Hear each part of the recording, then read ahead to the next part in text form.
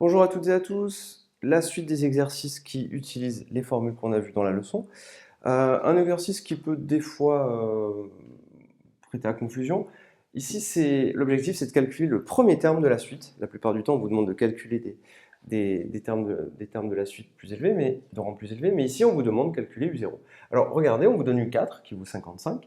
On vous dit que UN plus 1, c'est 5 fois UN, donc vous connaissez la raison. Vous savez que la suite est géométrique, vous connaissez U4, mais c'est quelque chose qu'on vous demande rarement, c'est calculer le premier terme. Alors, comment faire? Eh bien, les formules qu'on a ici, elles ont quel intérêt? Eh bien, elles permettent de, si vous avez U0, vous avez UN. Si vous avez UN, vous pouvez calculer U0. Ici, pareil. Si vous avez UN, vous pouvez calculer UP, et ainsi de suite, et ainsi de suite. Donc, c'est plutôt cette formule-là qu'on va utiliser, la formule explicite pour une suite géométrique. Alors, on va l'expliquer, on va écrire soit n en entier naturel n, et dans un premier temps, ce qu'on va faire, c'est qu'on va écrire la formule. Donc, on va écrire que UN, c'est égal à 5 fois UN, enfin on va écrire que c'est égal à 5, pardon, la raison c'est 5 puissance n fois U0.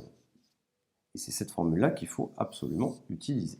U0, vous ne le connaissez pas. Cependant, vous connaissez U4.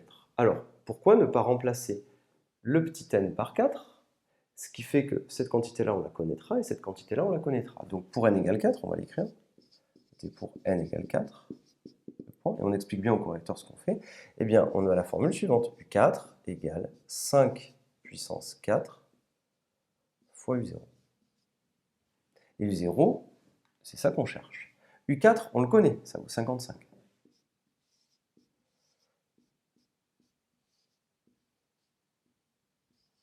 Comment fait-on pour calculer U0? Eh bien, tout simplement, on fait entre guillemets un produit en croix, mais ce qu'on va faire, c'est que ce qui se cache derrière, c'est qu'on va diviser là et là par 5 exposant 4.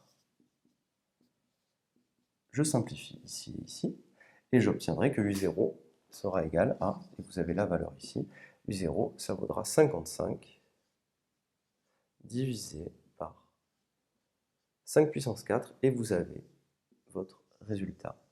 Donc vous voyez, l'utilisation de cette formule-là, elle permet de calculer aussi un premier terme, et c'est la même chose si jamais c'est cette formule-là, mais que vous avez d'autres valeurs qui sont données. Je vous remercie, à très bientôt sur